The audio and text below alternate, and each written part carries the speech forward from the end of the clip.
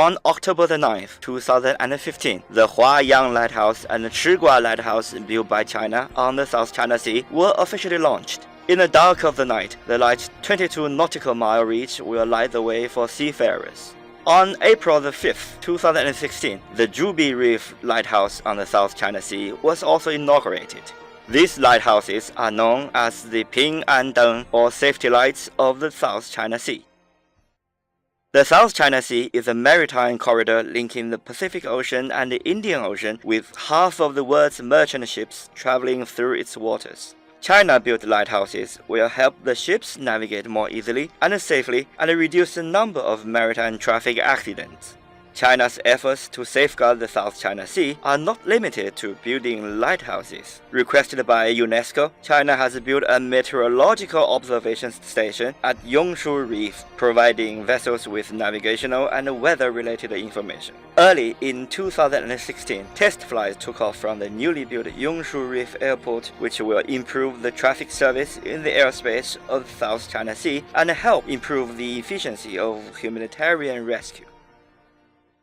However, China's construction on the islands and the reefs in the South China Sea seems to have aggravated a number of countries. Officials and news outlets in some countries accuse China of destabilizing the South China Sea.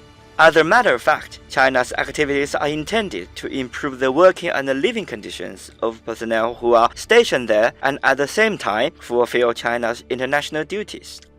The Chinese Ministry of Foreign Affairs has assured that these construction activities are within the country's sovereignty.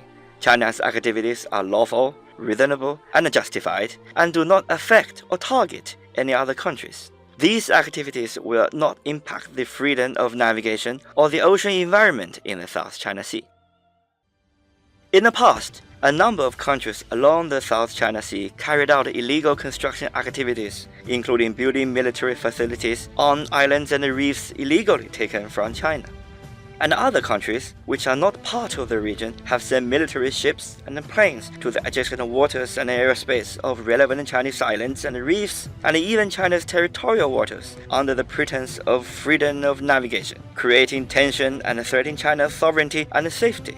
The islands in the South China Sea have long been part of China, and the country is entitled to safeguarding its own territorial sovereignty and legitimate maritime interest. China will deploy the necessary defense facilities there so as to exercise the right of self-defense conferred by international law.